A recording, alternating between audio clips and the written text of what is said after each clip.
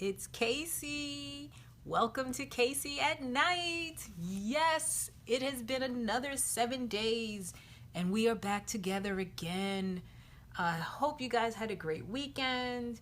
Um, wow, as a matter of fact, I don't even know where to begin.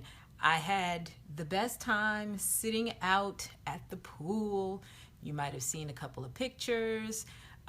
Basically, it's like the official start of my summer, and we're going to spend a lot of time together at the pool. I hope you're ready. Have your suntan lotion, oils, sunblock, your zinc, whatever, sunglasses, and we're gonna share some toes and for all you foot freak fetishes. But yes, it is the summer. I love the summer. So we're going to have a little fun round the pool and whenever possible at the beach because that's my favorite place in the whole wide world. So again, welcome to Casey at Night. I am your hostess, Casey, and it is time for yet another short bedtime story. But first, I would like to thank Marcus Brooke and his lovely wife, Marion Brooke, for the wonderful stories from last week. 10 Weeks by Julia, which basically is one of a three-part story where Julia tells her version of the story. I highly suggest you check out the other three versions. And then Marion giving us a little love poetry, which is kind of how I found Marion to begin with and how I found her lovely husband Marcus. So again, thank you to Marion. Thank you, Marion. And thank you to Marcus for last week's naughty bedtime stories. So that brings me to what do I have going on? Well, as you may have seen, I've released a new story by the name of Secrets. Hope you can see that pretty good. It's my first lesbian story. It's basically the first of three parts describing the experience between Erica and Cassandra. Erica meets Cassandra while delivering the mail and falls head over heels the minute she sees her. However, as the story develops, you learn they each have a little something from their past that could potentially find its way in their present, not knowing how that could possibly affect their future. But in this first installment, it's just the beginning of the relationship. It's just Cassandra and Erica literally falling head over heels in love with one another. But starting in the second installment, you will begin to see that there's something more going on. So look forward to that. That should be coming up in a couple of weeks. In the meantime, catch Secrets. And if you've already read Secrets, I invite you to read Murder. Yes, Murder is a John and Beverly story. And if you know anything about my stories, I always say my stories each story is independent of another, but they cross paths. Characters cross paths. So John and Beverly are two characters from Tie Me Up. John is in his own story, John, and Murder is where John and Beverly first meet. Tie Me Up is just another moment in time with them. And if you've read The Encounter, for those of you who have, because I know quite a few of you have, John and Beverly show up at the end of The Encounter. So if you haven't read Murder, I suggest you read Murder. It's right from the very beginning. You're kind of, little suspect. And let me say this. Some of you may have seen the title and thought that must not be an erotic story. Yeah, read it. You'll understand why I call it Murder. And then coming later this summer, The Big Date. Yes, and The Big Date is yet another lesbian story. The Big Date, again, to reiterate, my characters kind of cross paths through stories. So The Big Date is two characters that appear in Tribeca. This is, and I'm not going to say that it's like a spin-off or a continuation from Tribeca. It's just that these two characters appear in that story.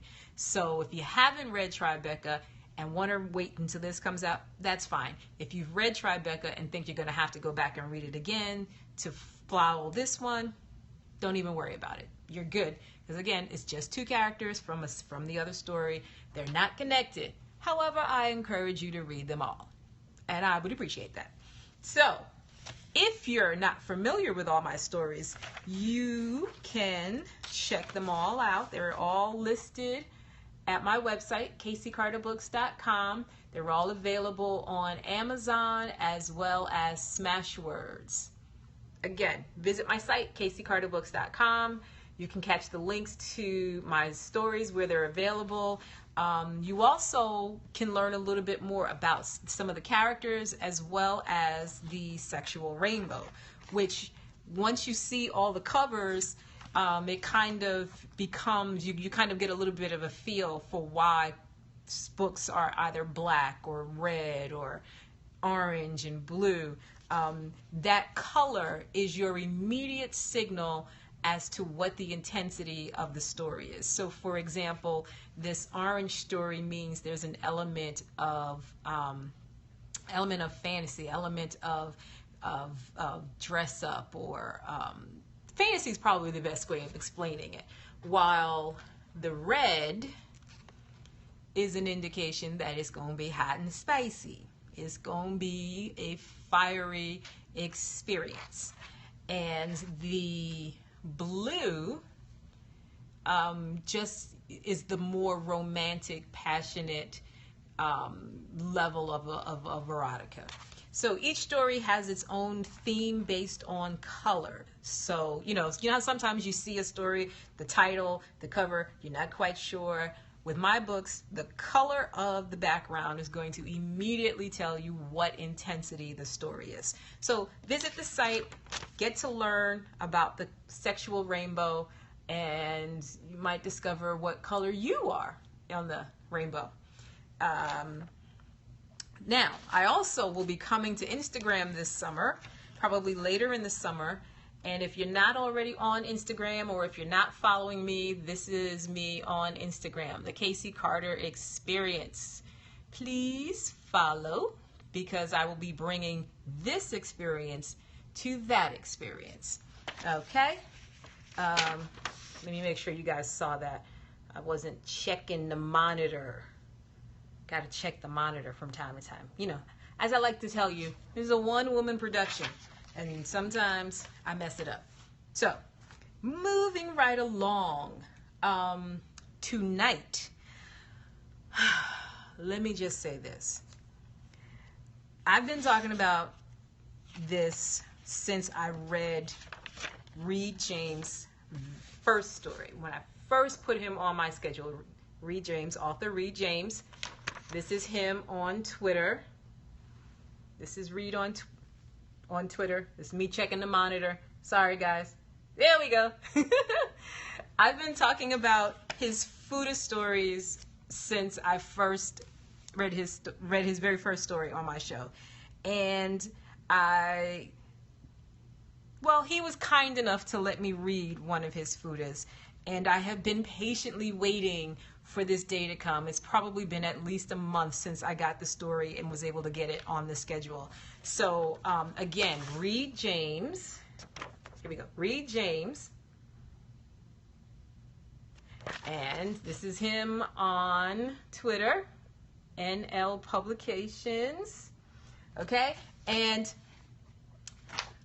let me tell you a little bit about Reed. If you didn't catch his first story to hear his bio, let me share with you now. Reed James is a 30-year-old guy living in Tacoma, Washington.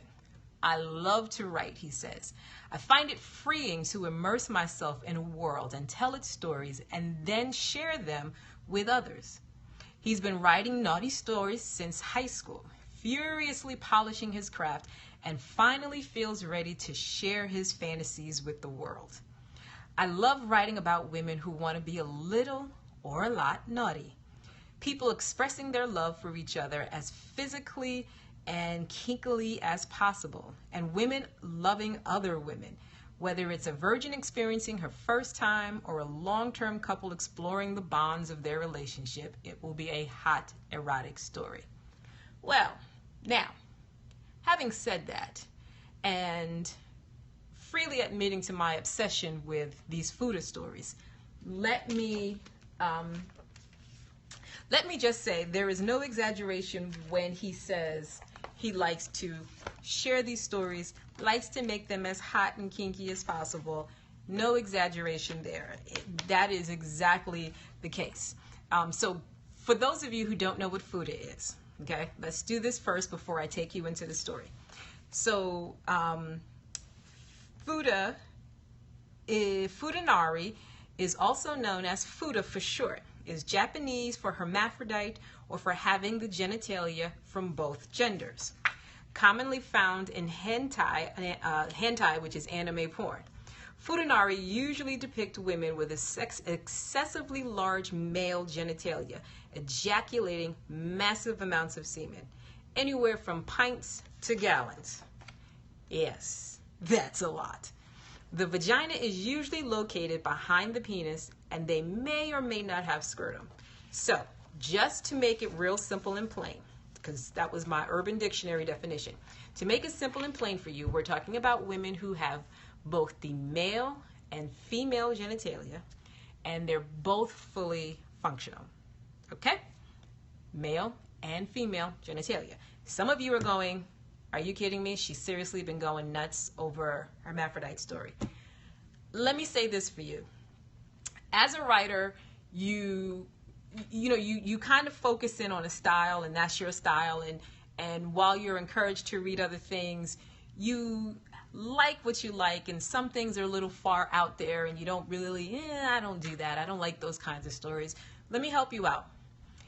I'm not necessarily into the whole Futanari concept in and of itself, the whole in being turned on by hermaphrodites or people who are interested in hermaphrodites. That's not what got me.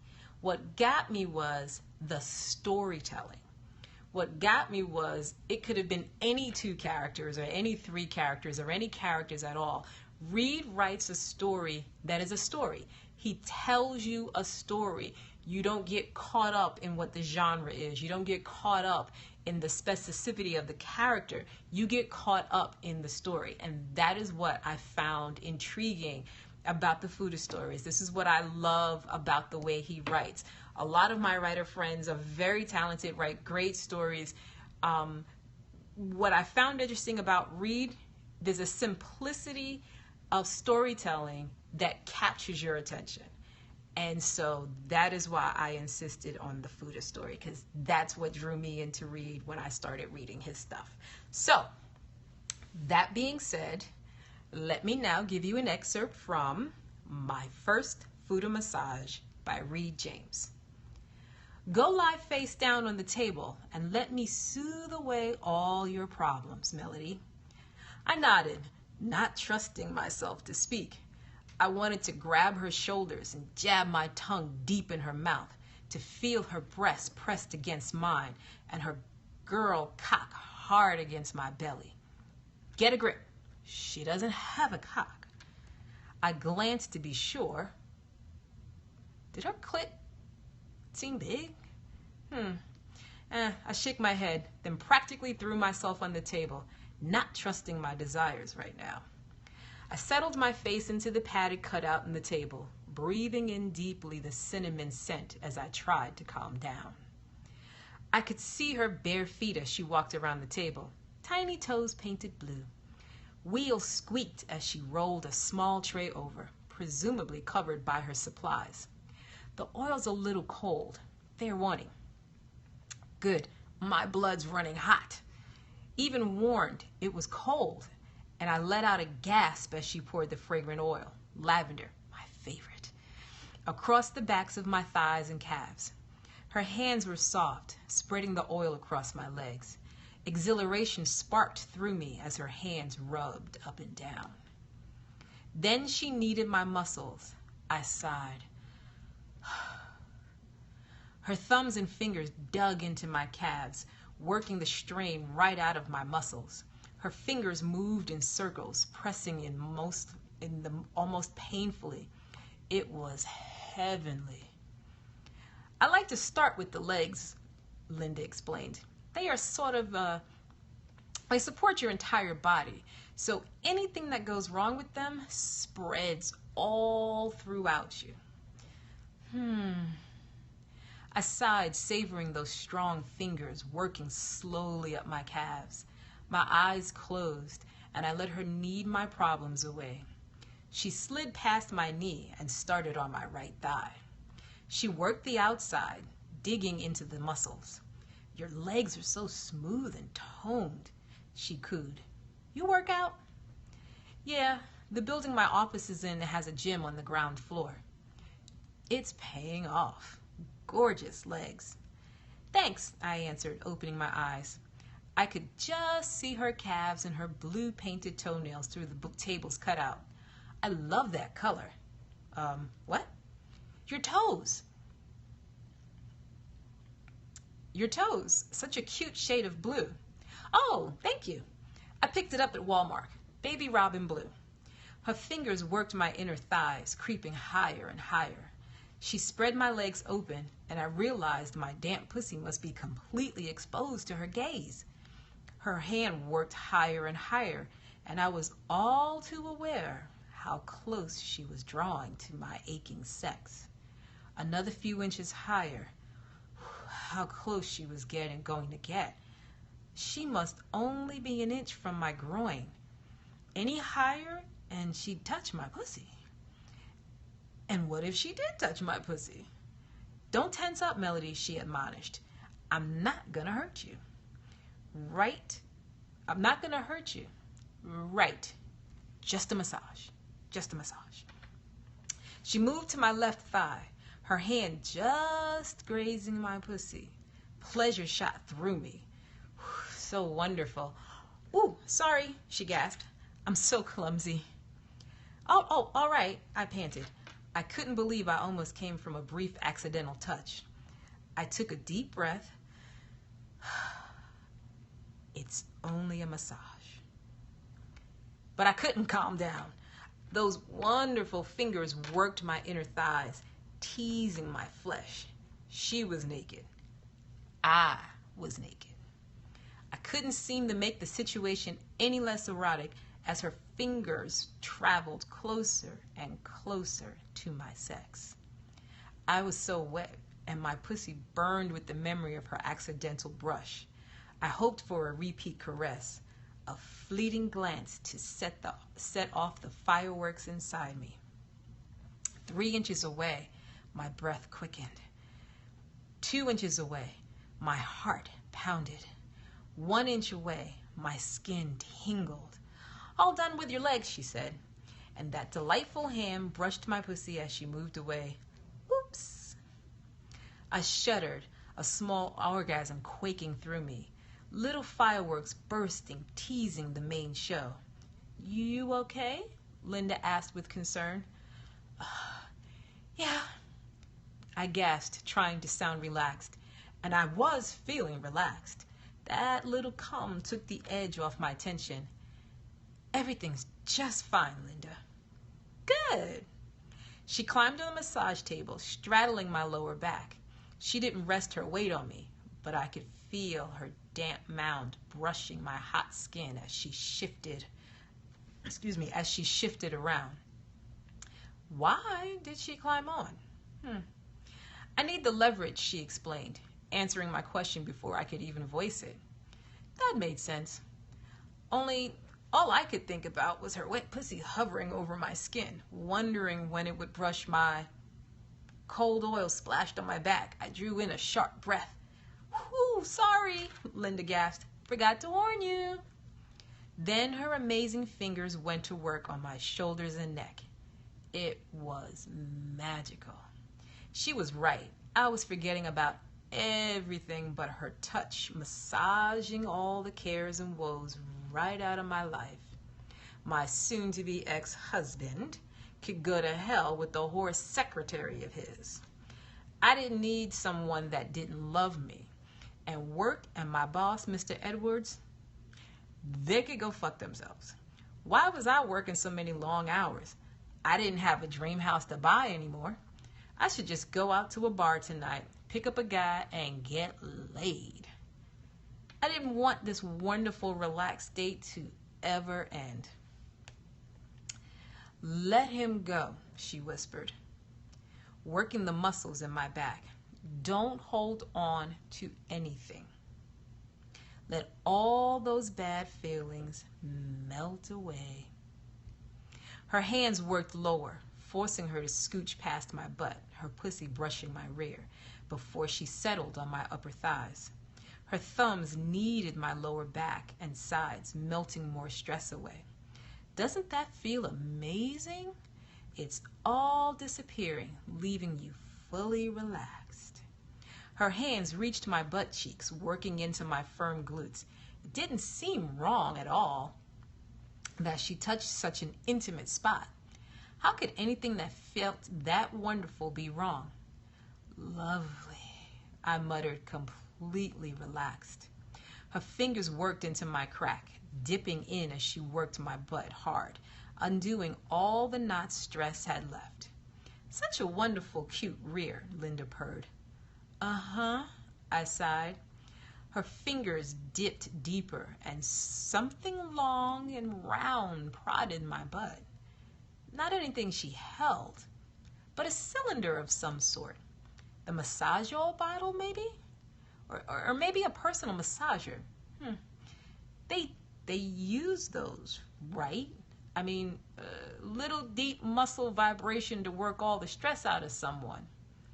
I could just eat your ass up, Linda cooed, her voice full of heat. Her fingers reached deeper into my crack, almost to my anus. So delectable. Her fingers brushed my anus. I sighed as they teased me. This was wrong, but it felt so wonderful.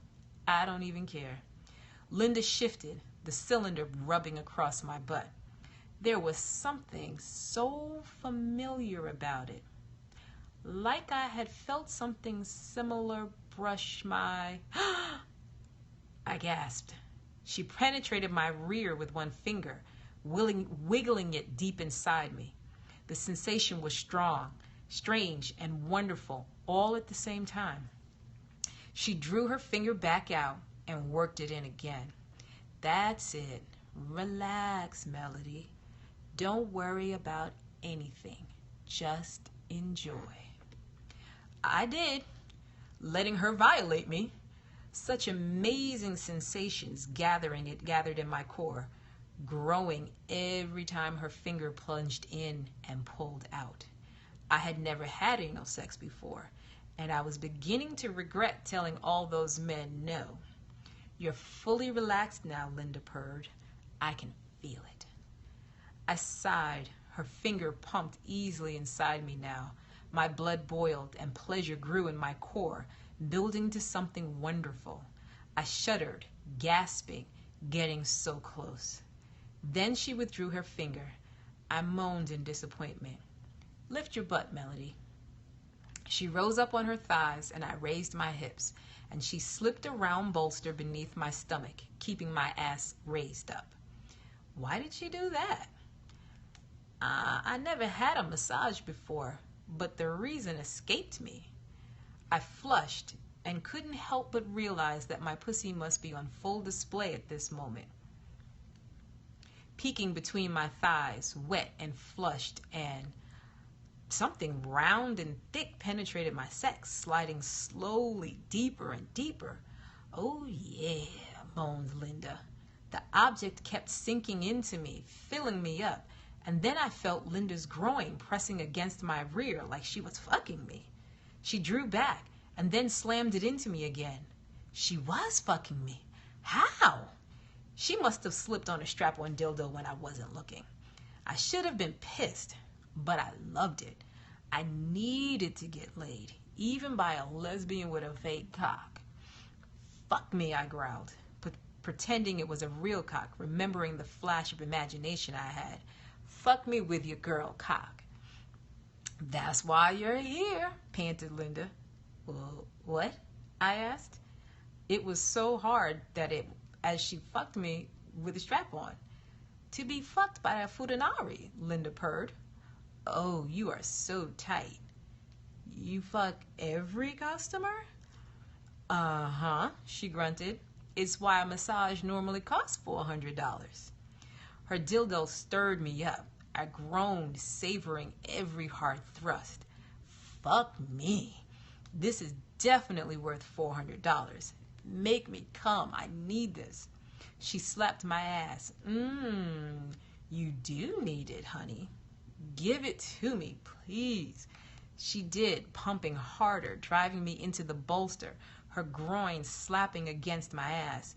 It felt so wonderful as she gave me a deep tissue massage. Pleasure radiating through me, gathering in a ball at the core of my femininity. I love your pussy, Linda growled, so wet and tight on my cock. I didn't know how Linda knew about my hermaphrodite fantasy, but it was working.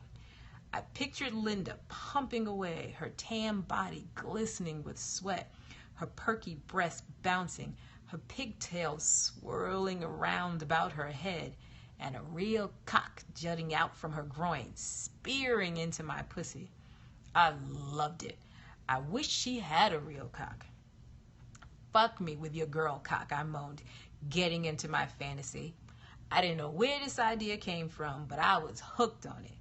Pleasure surged through me with an amazing rolling warmth every time her cock plunged deeper into me, rocking the massage table. You love it, don't you, slut? Slapped my ass, stung. I felt so dirty. I do, I hissed. I love your girl cock. You're my Futa slut. Yes, I screamed, so close to coming. I'm your slut. Then come for me. I burst inside. Pleasure fried my brain, driving out anything but rapture. My muscles spasmed and my pussy convulsed around her dildo. Her strap-on kept stabbing into me, plunging my passion, curling my toes with the bliss only an orgasm can bring. I love it. Come on, my Futa cock. Your pussy's milking me. Oh, fuck. Her strokes pounded me harder. Her fingers dug into my hips. Quick gasp escaped her lips every time she bottomed out in me. Then she grunted, burying the strap-on all the way inside me, and warmth flooded. She just came inside me. Linda had a cock. I came again. The end of the excerpt from My First Futa Massage. Now again, as I explained, the whole Futa thing might not be your cup of tea, but he tells a damn good story, whether you like the idea of the Futas or not. So, again, my friend, NL Publications, Reed James. Check him out. He is all over Amazon. He is a prolific writer, writes nonstop. Every few days there is a new installment from Reed. I want to thank Reed for letting me read my first Futa story. Thank you, Lorenzo. I appreciate that comment. Thank you very much. I appreciate it. And I want to say next week I have another amazing writer by the name of Judy Kemp. And Judy's story is called A Bouquet of Gardenias. And so in the meantime, while we wait for Judy's story next Wednesday, check her out on Twitter. This is her Twitter name. And maybe get ahead of me, read a little bit from Bouquet of Gardenias, get to know Judy. And And after Judy is another, and I don't have her written up yet, but after Judy will be Amber Sky. As a matter of fact, okay, so let me digress for 1 second. So today I'm wearing purple. So my robe, thank you Victoria's Secret, is kind of a muted shade of purple. The eyeshadow is all purple. And then, that being said, thank you Sephora, eye makeup. Purple lips, that is also Sephora. And I wore purple to work today, and took me all day to realize why every time I got in my car and turned on the radio there was a Prince song. Today is His Royal Highness's birthday. So, in honor of His Purple Majesty, I decided to do purple for the night. Hope it looks good on camera. It's hard for me to tell for sure if my purple's translating from my mirror to your screen. Hope you like. Let me know how the purple looks. Trying various colors from week to week. But I just wanted to make sure I got that in there. So again, Judy Kemp is next week.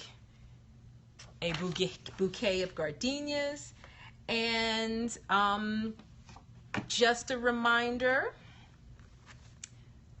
Secrets is available on Amazon. Check my tweets for the links to the story. Okay, I had to get the glare off my little cutout here. Got to work on that. Check out Murder, a John and Beverly story. Got to check that one out. And again, just go to my site. You can find the links, the buy links for all of my stories. CaseyCarterBooks.com. You will find all the stories. Big date coming out in, I'm going to say August. I want to give Secrets a chance to kind of saturate a little bit. And again, I'll be coming to Instagram. If you're on Instagram, find me at the Casey Carter Experience. Find me on Instagram at the Casey Carter Experience. We will be doing a lot of this, but a little bit more about, a little bit more on a personal level for me. You'll get a lot more insight into the places I like to go, the things I like to do, the eating, the fashion, the everything. As you know, I am obsessed with Corvettes. On my top of my wish list is a yellow Z06. And I know there's one in town. I know where it's located, and I am going to do my absolute best to let dude, and I'm assuming it's a dude, but to let him allow me to take photographs with his car. Obsessed. Anyway, that was an aside. Sorry, got real personal on that one. Let me see. As always, I am looking for more writers, looking for more short stories. So if perchance you have something you'd like me to read, feel free to send me a tweet, direct message me, and don't be surprised if you get a message from me asking if I can read something of yours. If you get a message from me, more than likely it's because something about you, your story, your personality, your whatever has caught my attention. And I would love it if you would join me in sharing your naughty bedtime story. So if I've done everything, which I believe I have, because, you know, again, like as I like to say, it's a one-woman show. I got to run all my own productions here, but I get a big kick out of it. I so much enjoy chatting with you all every week, sharing my writer friends, sharing these wonderful stories, and I love the fact that you come, pause, and join me every week. So with that being said, thank you again to Reed James. Thank you to Marcus and Marion Brooke. Thank you to Judy Kemp, who will be our writer for next week.